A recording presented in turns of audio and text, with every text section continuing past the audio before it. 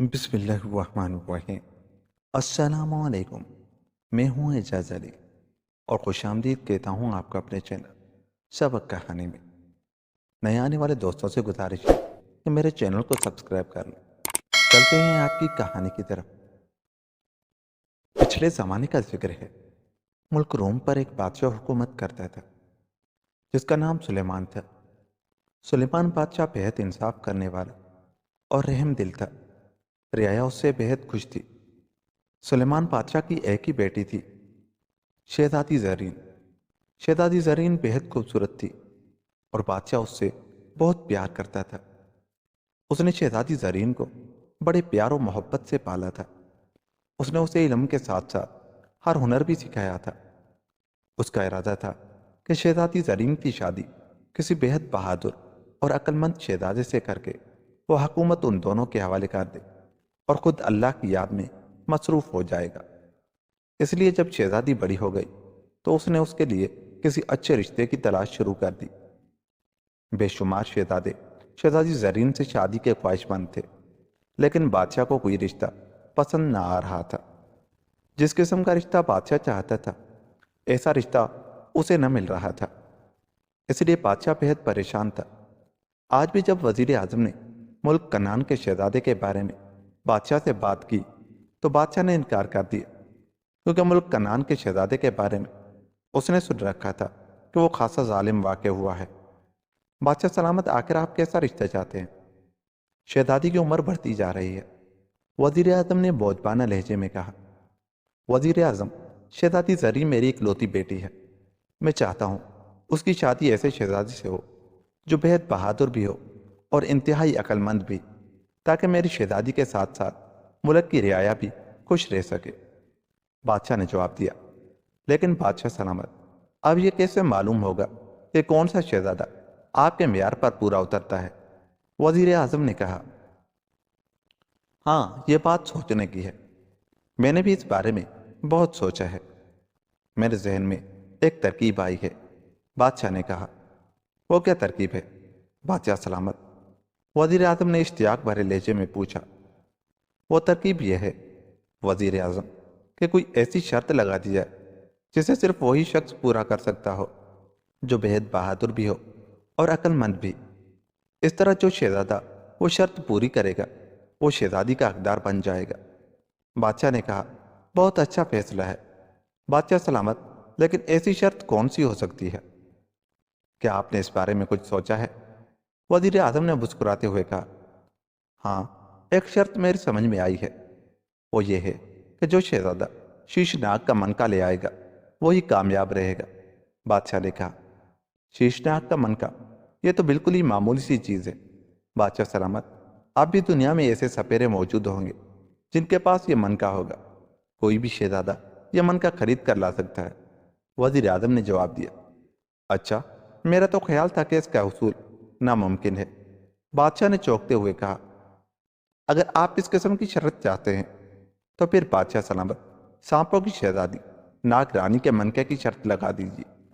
وزیر اعظم نے کہا، سانپوں کی شہزادی ناگ رانی؟ کیا مطلب؟ میں سمجھا نہیں۔ بادشاہ نے چونکتے ہوئے پوچھا۔ بادشاہ سلامت، پوری دنیا کے سانپوں میں ایک مادہ سانپ ایسا ہوتا ہے جسے ناگ رانی کہا جاتا ہے۔ پوری دنیا کے سانپ اس کے موتی ہوتے ہیں۔ شیش ناگ تو اس کا ادنا تک خادم سمجھا جاتا ہے، اسے ناگ رانی بھی کہا جاتا ہے، اور سانپوں کی شہزادی بھی۔ اس ناگ رانی میں یہ طاقت ہوتی ہے کہ وہ انسانی روپ میں آ سکتی ہے۔ اس لیے بوڑھے سپیرے بتاتے ہیں کہ سانپوں کی شہزادی اکثر انسانی روپ میں ہی رہتی ہے۔ عام آدمی اسے پہچان نہیں سکتا، صرف اس کی ایک نشانی ہوتی ہے کہ سانپ اس کے موتی ہوتے ہیں۔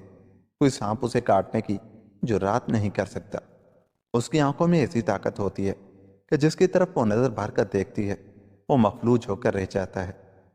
اس کے پاس ایک مخصوص منکا ہوتا ہے، وہ جس پر بےحد خوش ہو جائے اسے یہ منکا بخش دیتی ہے، ورنہ دنیا کی کوئی طاقت اس سے یہ منکا حاصل نہیں کر سکتی۔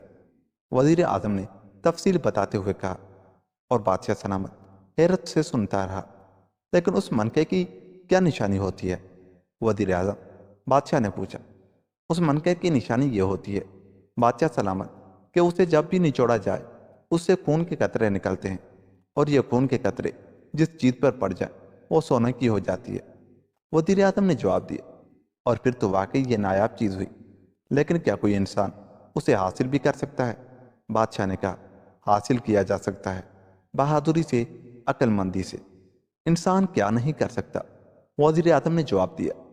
بس پھر ٹھیک ہے، تم یہ اعلان کرا دو کہ جو شہزادہ ناگرانی کا منقع لے کر آئے گا اس کی شہزادی زرین سے شادی کر دی جائے گی، اور اسے ملک روم کا تخت بھی سونپ دیا جائے گا۔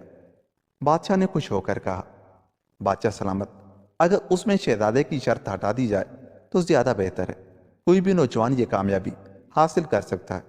وزیر اعظم نے کہا، نہیں، میں کسی عام آدمی سے شہزادی کی شادی نہیں کر سکتا، اس کا شہزادہ ہونا ضروری ہے۔ بادشاہ نے سخت لہجے میں کہا، ٹھیک ہے بادشاہ سلامت، آپ کی بات بجا ہے، شہزادہ ہونا ضروری ہے تاکہ ملک روم کے تخت پر کوئی عام آدمی نہ بیٹھ سکے۔ ٹھیک ہے حضور، میں آج ہی یہ اعلان کرا دیتا ہوں، وزیر اعظم نے سر ہلاتے ہوئے کہا، اور پھر وہ بادشاہ سے اجازت لے کر کمرے سے باہر نکل گئے، اور بادشاہ اٹھ کر اندر اپنے محل کی طرف بڑھ گیا۔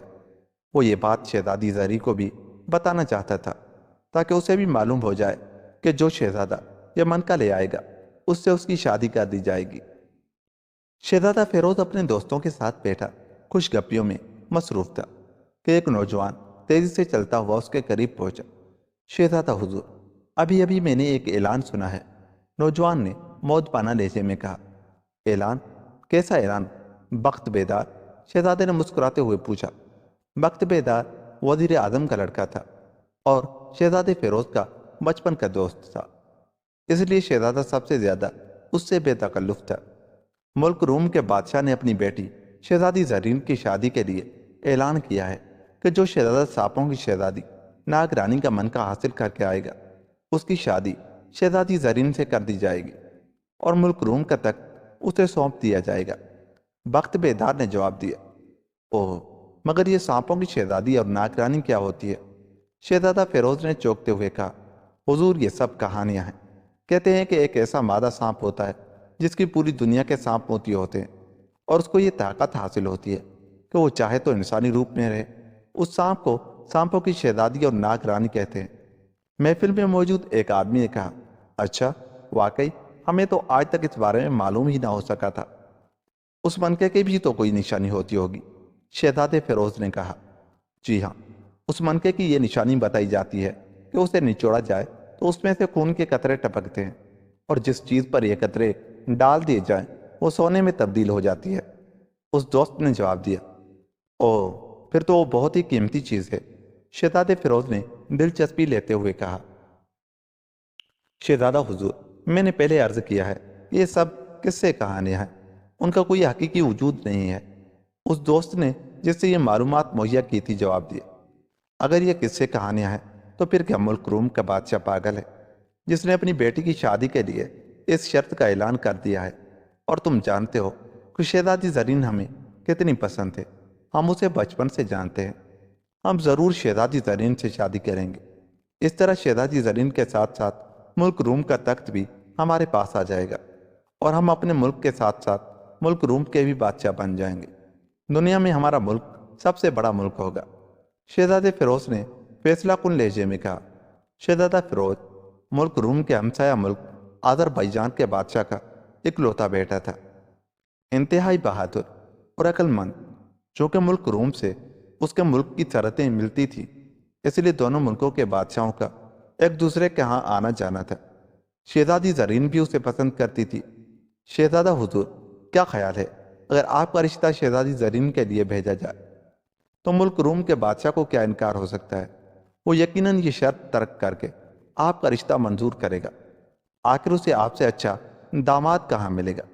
بخت بیدار نے کہا، بخت بیدار، تمہیں معلوم نہیں، ہم نے پہلے اپنے خاص آدمی کے ذریعے شہزادی زرین کے لیے رشتہ بھیجا تھا، لیکن سلیمان بادشاہ ٹال گیا تھا۔ جب ہمارے آدمی نے بہت اصرار کیا تو اس نے یہ جواب دیا تھا کہ شہزادہ فیروز واقعی بہت اچھا شہزادہ ہے، لیکن اس نے ابھی تک کوئی ایسا کارنامہ سر انجام نہیں دیا جس سے ساری دنیا پر اس کی بہادری اور عقل مندی کی دھاک بیٹھ جائے۔ چنانچہ یہ پیغام ملنے کے بعد میں سوچ ہی رہا تھا کہ ایسا کوئی کارنامہ ہو سکتا ہے کہ تم نے یہ اعلان سنا دیا؟ اب تو سلیمان بادشاہ نے خود یہ شرط لگا دی ہے، اب اس شرط کے پورا ہونے پر وہ انکار نہیں کر سکتا۔ شہزادہ فیروز نے کہا، مگر شہزادہ حضور، اب سانپوں کی شہزادی کو کیسے ڈھونڈا جائے؟ بخت بیدار نے کہا، میں نے سنا ہے کہ سرخ پہاڑی میں ایک بہت بوڑھا آدمی رہتا ہے جو کسی زمانے میں نامی گرامی سپیرا رہ چکا ہے۔ اس سے پوچھا جائے، شاید وہ اس سلسلے میں کوئی رہنمائی کر سکے۔ ایک دوست نے کہا، او ٹھیک ہے، اسے ضرور معلوم ہوگا، تم نے اچھی تجویز بتائی ہے دوست، تم انعام کے حقدار ہو۔ شہزادے نے خوش ہوتے ہوئے کہا، اور پھر گلے سے ایک قیمتی ہار اتار کر اس دوست کی طرف بڑھا دیا جسے اسے بہت شکریہ کے ساتھ قبول کر لیا۔ ٹھیک ہے شہزادہ حضور، میں اس بوڑھے کو طلب کرا لیتا ہوں۔ بخت بیدار نے کہا، نہیں، وہ بزرگ ہے، اسے یہاں آنے میں تکلیف ہوگی، پھر کام ہمارا ہے، ہم خود اس کے پاس جائیں گے، تم گھوڑے تیار کراؤ۔ شہزادہ فیروز نے کہا، کتنے گھوڑے حضور؟ بخت بیدار نے کہا، صرف تم اور میں جاؤں گا، 2 گھوڑے۔ شہزادہ فیروز نے کہا، اور بخت بیدار سر ہلاتا ہوا کمرے سے باہر چلا گیا۔ اب ہمیں اجازت دیجیے شہزادہ حضور، باقی دوستوں نے شہزادے کا موڈ دیکھتے ہوئے کہا، اور شہزادے نے سر ہلا دیا۔ سب دوست شہزادے کو سلام کرتے ہوئے ایک ایک کر کے کمرے سے باہر نکل گئے۔ تھوڑی دیر بعد بخت بیدار واپس آیا اور اس نے گھوڑے تیار ہونے کی خبر دی۔ شہزادہ اٹھا اور پھر بخت بیدار کے ساتھ چلتا ہوا کمرے سے نکل کر شاہی استبل کی طرف بڑھنے لگا۔ چند لمحوں بعد وہ دونوں گھوڑوں پر سوار شاہی محل سے نکل کر سرخ پہاڑی کی طرف بڑھنے لگے۔ سرخ پہاڑی شہر سے کافی فاصلے پر تھی، اس لیے مسلسل 1 گھنٹے تک گھوڑے دوڑنے کے بعد وہ سرخ پہاڑی کے دامن میں پہنچ گئے۔ کہاں رہتا ہے وہ بوڑھا؟ شہزادہ فیروز نے پہاڑی کے دامن میں پہنچ کر گھوڑا روکتے ہوئے بخت بیدار سے پوچھا، سنا ہے اس پہاڑی کی کسی غار میں رہتا ہے؟ بخت بیدار نے کہا، اور پھر وہ گھوڑے سے اتر پڑا۔ آپ یہاں رکے، میں اسے تلاش کرتا ہوں، مجھے اوپر پہاڑی پر جانا ہوگا۔ بخت بیدار نے گھوڑے سے اتر کر اسے ایک درخت کے ساتھ باندھتے ہوئے کہا، میں بھی ساتھ چلوں گا۔ شہزادہ فیروز نے کہا، اور پھر وہ بھی گھوڑے سے اتر پڑا۔ بخت بیدار نے آگے بڑھ کر اس کے گھوڑا تھاما اور اسے بھی ایک اور درخت کے ساتھ باندھ دیا، اور پھر وہ دونوں پہاڑی پر چڑھنے لگے۔ ابھی وہ تھوڑی ہی دور گئے تھے کہ انہیں ایک طرف سے دھواں سا اٹھتا ہوا دکھائی دیا۔ یہ دھواں ایک بڑی چٹان کے پیچھے سے بلند ہو رہا تھا، اور دھواں دیکھتے ہی دونوں نے اپنا رخ ادھر کر لیا۔ دھوئیں کا صاف مطلب یہی تھا کہ وہ بوڑھا ادھر ہی رہتا ہوگا۔ چٹان کے پیچھے ایک بڑی غار میں سے وہ دھواں نکل رہا تھا، اور غار کا دہانہ دھوئیں سے بھرا ہوا تھا۔ بزرگ محترم آدر پائی جان کا شہزادہ فیروز آپ سے ملنے کے لیے غار سے باہر موجود ہے۔ بخت بیدار نے دھانے کے قریب پہنچتے ہی زور سے کہا، تاکہ اگر واقعی وہ بوڑھا اندر رہتا ہے تو جواب مل جائے گا۔ اندر آ جاؤ جس نے آنا ہے، میں بوڑھا ہوں، چل نہیں سکتا۔ اندر سے کسی کی لرزتی ہوئی آواز سنائی دی، اور بخت بیدار نے شہزادے کو اشارہ کیا، اور پھر وہ دونوں اس دھوئیں بھری غار میں گھستے گئے۔ غار خاصی بڑی تھی، اور اس کے آخری حصے میں ایک بہت بوڑھا آدمی بیٹھا ہوا تھا۔ اس کے ساتھ ہی آگ جل رہی تھی جس میں سے دھواں نکل رہا تھا۔ سلام بڑے میاں، شہزادہ فیروز ہوں، اور یہ میرا ساتھی بخت بیدار ہے۔ شہزادہ فیروز نے بوڑھے کے قریب جا کر مؤدبانہ لہجے میں کہا، میں شرمندہ ہوں شہزادہ حضور کہ آپ کے استقبال کے لیے باہر نہ آ سکا۔ آپ کی یہاں آمد میرے لیے باعث فخر بھی ہے اور باعث حیرت بھی۔ بوڑھے نے اپنا ہاتھ اٹھا کر شہزادے کو سلام کرتے ہوئے کہا، آپ کی مہربانی ہے بزرگ محترم، دراصل ہم آپ سے ایک بات پوچھنے آئے ہیں۔ ہمیں معلوم ہوا ہے کہ آپ سپیرے بھی رہے ہیں۔ شہزادے نے بزرگ کے سامنے بیٹھتے ہوئے کہا، اور بخت بیدار بھی اس کے ساتھ ہی بیٹھ گیا۔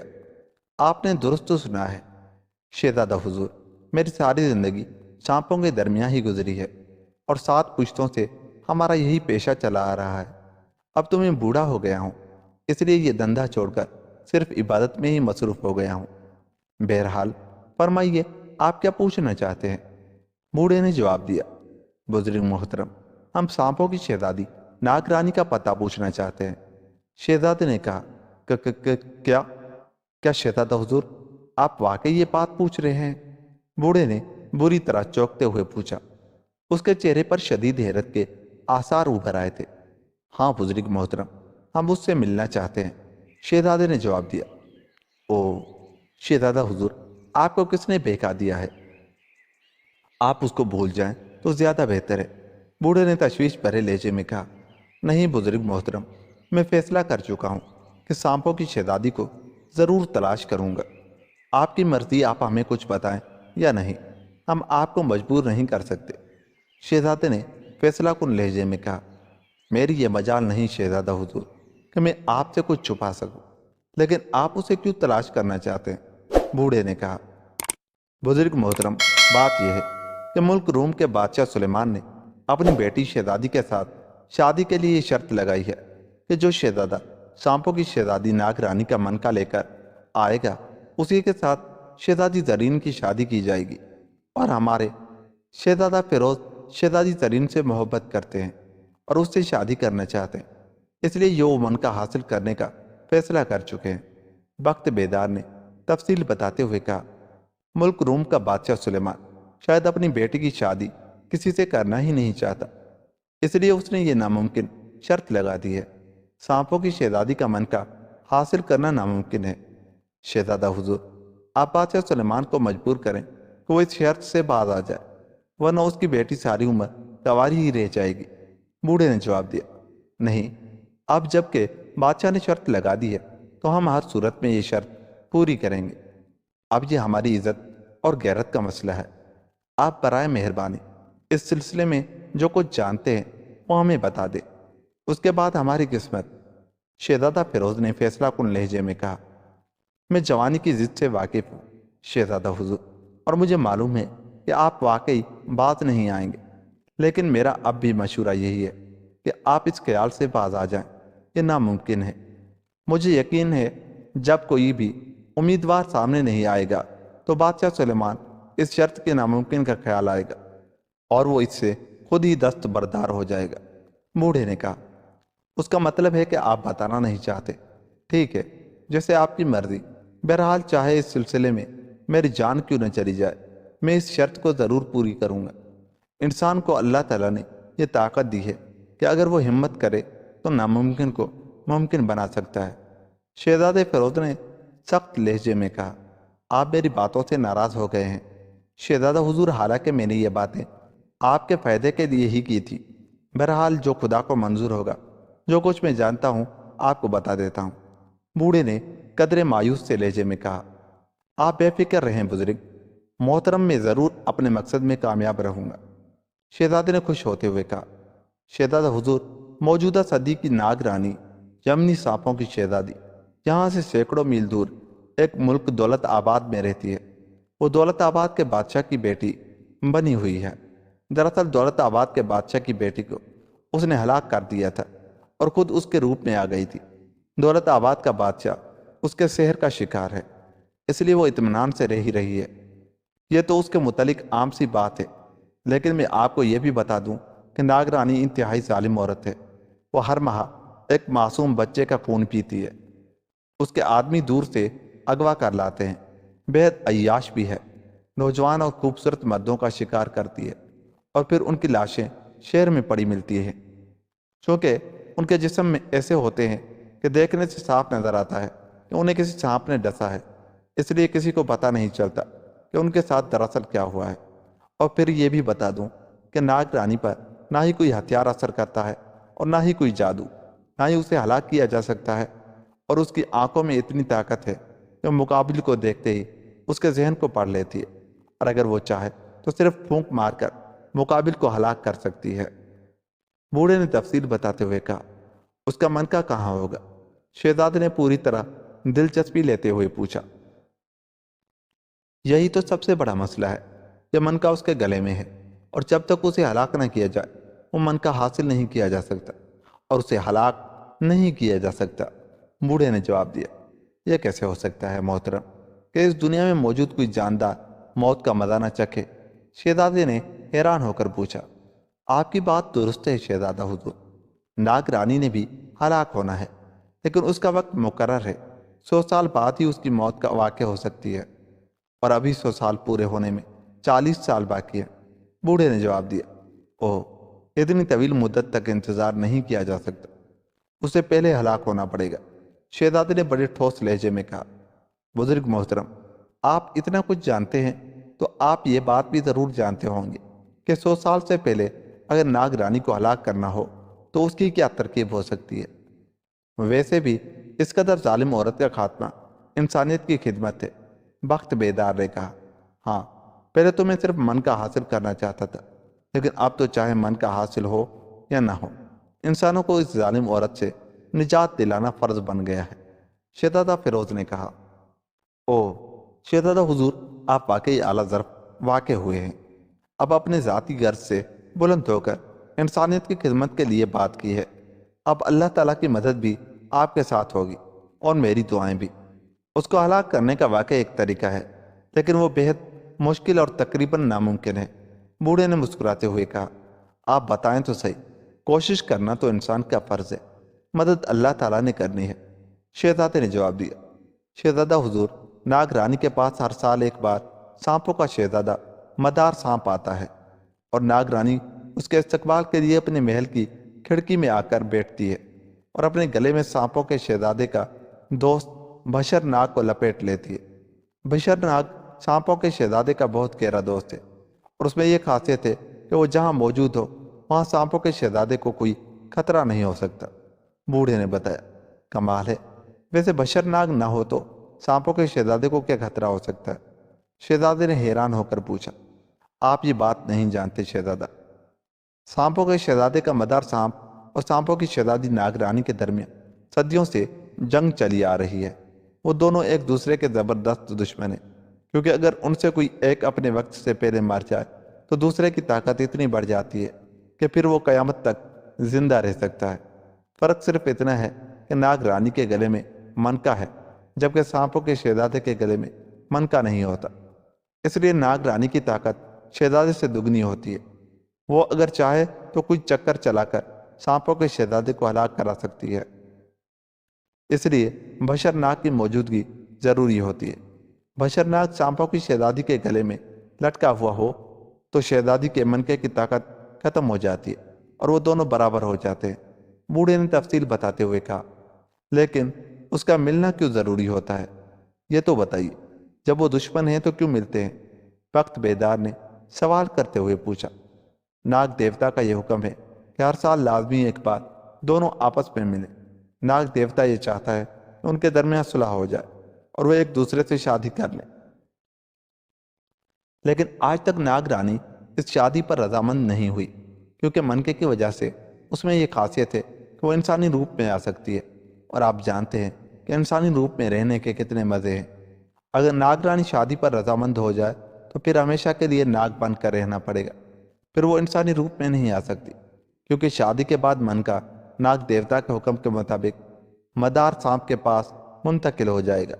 یہی وجہ ہے کہ ہر سال دن اور رات جب برابر ہوتے ہیں، سانپوں کا شہزادہ ناگ رانی سے ملنے آتا ہے تاکہ اسے شادی پر رضامند کر سکے، لیکن ناگ رانی انکار کر دیتی ہے اور سانپوں کا شہزادہ اپنے دوست کے ساتھ واپس چلا جاتا ہے۔ بوڑھے نے جواب دیا، اچھا، لیکن آپ تو ہمیں بتا رہے تھے کہ وقت سے پہلے ناگ رانی کو ہلاک کیا جا سکتا ہے، اس کی تفصیل بتا۔ شہزادہ فیروز نے کہا، جی ہاں، میں بتاتا ہوں۔ اس کا طریقہ صرف یہی ہے کہ اگر کوئی آدمی اس وقت اس محل کی کھڑکی کے نیچے چھپ کر کھڑا ہو جائے اور اس کے تیر پر مہیش بوٹی کا زہر لگا ہوا ہو، جب کامدار سانپ شہزادے سے ملنے کے لیے آئے اور وہ تیر کامدار کی گردن میں مار دیا جائے تو کامدار سانپ ہلاک ہو جائے گا، اور اس کے ہلاک ہوتے ہی ناگ رانی کے گلے میں لٹکا ہوا بشر سانپ غصے میں آ جائے گا اور وہ ناگ رانی کے گلے میں غصے کی شدت سے ڈس لے گا۔ بشر سانپ میں یہ خاصیت ہے کہ جب وہ غصے میں اندھا ہو کر کسی کو ڈستا ہے تو اس کے زہر میں ایک ایسی طاقت پیدا ہو جاتی ہے کہ سانپ رانی بھی ہلاک ہو سکتی ہے، لیکن ناگ رانی کو ڈسنے کے بعد وہ خود بھی زندہ نہیں رہ سکتا، اس لیے کامدار سانپ کی موت ہی اسے اتنا غصہ دلا سکتی ہے۔ بوڑھے نے جواب دیا، او پھر تو یہ بڑی آسان ترکیب ہے، آپ تو کہہ رہے تھے کہ ایسا ہونا ناممکن ہے۔ شہزادے نے خوش ہوتے ہوئے کہا، شہزادہ حضور، بظاہر یہ بات بہت آسان نظر آتا ہے، لیکن اس میں دو چیزیں ہیں جن پر شاید آپ نے غور نہیں فرمایا۔ پہلی بات مہیش بوٹی کا زہر حاصل کرنا، اور دوسری بات عین اس وقت کامدار سانپ پر تیر چلانا جب وہ شہزادی سے ملنے جا رہا ہو۔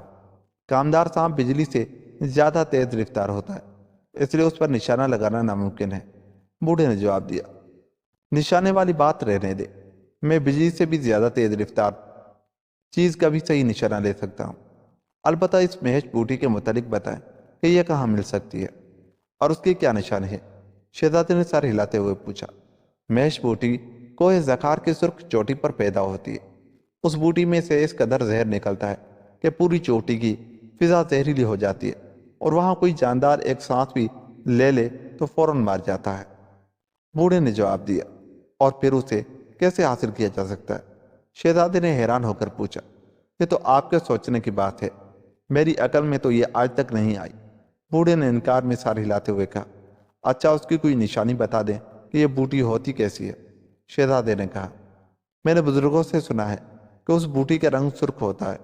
پوری بوٹی گہرے سرخ رنگ کی ہوتی ہے، البتہ اس میں سے مسلسل نیلے رنگ کا زہریلا دھواں نکلتا رہتا ہے، بس اس کی یہی نشانی ہے۔ بوڑھے نے جواب دیا، بزرگ محترم، یہ کوہ زخار کہاں واقع ہے؟ وزیر زادے وقت بیدار نے پوچھا۔ کوہ زخار سرخ سمندر کے درمیان واقع ایک بہت بڑے جزیرے کے درمیان میں واقع ہے، بس اس سے زیادہ میں اس کے متعلق کچھ نہیں جانتا، بوڑھے نے کہا۔ اور شہزادہ اور وزیر زادہ دونوں اس کا شکریہ ادا کر کے اٹھ کھڑے ہوئے اور پھر اس سے اجازت لے کر غار سے باہر آ گئے۔ شہزادہ حضور، یہ کام تو میرے خیال میں تقریباً ناممکن ہے، بہتر یہی ہے کہ آپ اس خیال کو چھوڑ دیں۔ وقت بیدار نے غار سے نکل کر درختوں سے بندھے ہوئے گھوڑوں کی طرف پڑھتے ہوئے کہا، نہیں وقت بیدار، میں ایک بار جو فیصلہ کر لوں اسے ادھورا نہیں چھوڑ سکتا۔ البتہ تمہیں پریشان ہونے کی ضرورت نہیں ہے، میں اکیلا اس مہم کو سر کرنے کے لیے جاؤں گا۔ شہزادے نے گھوڑے کی باگ کو درخت سے کھولتے ہوئے جواب دیا، اوہ شہزادہ حضور، میرا یہ مطلب نہ تھا، اور نہ ہی میں آپ کو اکیلا جانے دوں گا، چاہے کچھ بھی کیوں نہ ہو۔ میں بہرحال آپ کے ساتھ رہوں گا، یہ میرا فیصلہ ہے، اور آپ کا دوست ہونے کے ناطے مجھے یہ حق حاصل ہے کہ جس طرح آپ اپنا فیصلہ نہیں بدلتے، اس طرح میں بھی اپنا فیصلہ نہیں بدلتا۔ وقت بیدار نے بڑے سنجیدہ لہجے میں کہا، اور شہزادہ اس کی بات سن کر ہنس پڑا۔ اچھا، جیسے تمہاری مرضی، مجھے کوئی اعتراض نہیں ہے۔ بہرحال میں یہ مہم ضرور سر کروں گا، چاہے اس میں میری جان ہی کیوں نہ چلی جائے، شہزادے نے کہا، اور پھر اچھل کر اپنے گھوڑے پر بیٹھ گئے۔ وقت بیدار بھی اپنے گھوڑے پر سوار ہوا، اور وہ دونوں گھوڑے دوڑاتے ہوئے واپس شاہی محل کی طرف بڑھنے لگے۔ شاہی محل پہنچ کر شہزادے نے سب سے پہلے جا کر اپنے والد بادشاہ سے اس مہم کو سر کرنے کی اجازت مانگی۔ پہلے تو بادشاہ نے اسے اجازت دینے سے انکار کیا، لیکن پھر شہزادے کے بے پناہ اصرار پر اسے مجبوراً اجازت دینی پڑی، اور شہزادہ خوشی خوشی واپس آ گئے۔ ادھر وقت بیدار بھی اپنے والد وزیر اعظم سے اجازت لے کر آ گیا تھا۔ شہزادہ حضور، اس مہم پر چلنے سے پہلے ہمیں کسی اللہ والے بزرگ سے ضرور ملنا چاہیے، اللہ والوں کی دعائیں بہت تاثر رکھتی ہیں۔ وقت بیدار نے شہزادے کو سمجھاتے ہوئے کہا، ہاں اس میں کوئی حرج نہیں ہے، لیکن کیا تم کسی ایسے اللہ والے بزرگ سے واقف ہو؟ شہزادے نے سر ہلاتے ہوئے پوچھا۔ ہاں شہزادہ حضور، یہاں قریبی جنگل میں ایک بوڑھے بزرگ رہتے ہیں، وہ بہت عبادت گزار اور اللہ والے ہیں۔ اور وقت بیدار نے کہا، تو چلو ہم ان سے مل کر پھر سرخ سمندر کی طرف چل پڑیں گے، شہزادے نے کہا۔ اس کے بعد شہزادے نے سفر کی تیاری شروع کر دی۔ انہوں نے انتہائی طاقتور گھوڑے شاہی استبل سے حاصل کر کے اشرفیوں کی کئی تھیلیاں اپنی کمر سے باندھی، اور شہزادے نے خاص طور پر اپنی کمان بھی کمر سے لٹکا لی اور تیروں سے بھرا ہوا ترکش اٹھا لیا۔ تیاری مکمل کرنے کے بعد وہ دونوں شاہی محل سے نکلے اور پھر گھوڑے دوڑاتے ہوئے قریبی جنگل کی طرف بڑھتے چلے گئے، جہاں وقت بیدار کے کہنے کے مطابق اللہ والے بزرگ رہتے تھے۔ تھوڑی دیر بعد وہ شہر سے نکل کر جنگل میں داخل ہو گئے، اور پھر تھوڑی دور آگے جانے کے بعد جنگل میں ایک جھونپڑی نظر آ گئی۔ جھونپڑی سے باہر ایک بزرگ مسلح بچھائے عبادت میں مصروف بیٹھے نظر آ رہے تھے۔ ان کے ہاتھ میں تسبیح تھی اور آنکھیں بند تھی۔ بزرگ کو دیکھتے ہی وہ دونوں احتراماً اپنے گھوڑوں سے اتر گئے۔ انہوں نے گھوڑوں کو درختوں سے باندھا، اور پھر آہستہ آہستہ چلتے ہوئے وہ دونوں بزرگ کے پاس پہنچے اور ان کے سامنے احتراماً بیٹھ گئے۔ بزرگ کچھ دیر تک تو آنکھیں بند کیے بیٹھے رہے، پھر انہوں نے آنکھیں کھولی اور دونوں کو دیکھ کر آہستہ سے مسکرا دیے۔ شہزادے اور بخت بیدار دونوں نے بڑے مؤدبانہ انداز میں انہیں سلام کیا۔ مجھے معلوم ہے شہزادہ حضور کہ آپ میرے پاس کیوں آئے ہیں۔ آپ ناگ رانی کو ہلاک کر کے اس کے گلے میں موجود من کا حاصل کرنا چاہتے ہیں تاکہ ملک روم کے بادشاہ کی بیٹی شہزادی زرین سے شادی کر سکے۔ کیوں، میں درست کہہ رہا ہوں؟ بزرگ نے کہا۔ آپ اللہ والے ہیں، آپ کو سب کچھ معلوم ہے۔ ہم اس لیے حاضر ہوئے ہیں کہ آپ ہمارے حق میں دعا کریں کہ ہم اس مہم میں کامیاب ہو جائیں۔ شہزادے نے بڑے مؤدبانہ لہجے میں جواب دیتے ہوئے کہا، تم نے اس بوڑھے سے کہا تھا کہ چونکہ ناگ رانی ظالم ہے اس لیے تم اسے ہلاک کرنا چاہتے ہو۔ تمہاری یہ بات ہمیں بہت پسند آئی۔ اس سے پہلے تم صرف ذاتی غرض کی خاطر یہ مہم سر کرنا چاہتے تھے اور ایسی صورت میں ہم تمہارے لیے دعا نہ کرتے، لیکن اب جب تم ایک ظالم کا خاتمہ کرنے جا رہے ہو تو ہم ضرور تمہارے حق میں دعا کریں گے۔ بزرگ نے مسکراتے ہوئے جواب دیا اور اس کے ساتھ ہی انہوں نے دعا کے لیے ہاتھ اٹھا دیے۔ وہ کافی دیر تک دعا کرتے رہے۔ بہت بہت شکریہ بزرگ محترم، اب ہمیں اطمینان ہے کہ ہم ضرور اپنے مقصد میں کامیاب ہوں گے۔ شہزادے اور بخت بیدار نے خوش ہو کر کہا، اللہ کی مدد ضرور تمہارے ساتھ شامل رہے گی۔ میں تمہیں ایک چیز دیتا ہوں جو تمہارے بہت کام آئے گی، بزرگ نے کہا، اور پھر انہوں نے اپنے مسلح کا ایک کونا اٹھایا اور اس کے نیچے سے کپڑے کا ایک چھوٹا سا ٹکڑا نکالا جس کا رنگ سبز تھا، اور یہ کپڑا انہوں نے شہزادے کی طرف بڑھایا جسے شہزادے نے بڑے ادب سے لے لیا۔ یہ کپڑا جب تک تمہاری جیب میں رہے گا تم پر کوئی زہر، کوئی جادو اثر نہ کرے گا، اور جب تم کامدار سانپ کو تیر کا نشانہ بنانے لگو تو اس کپڑے کو زہر کے پچھلے حصے پر باندھ لینا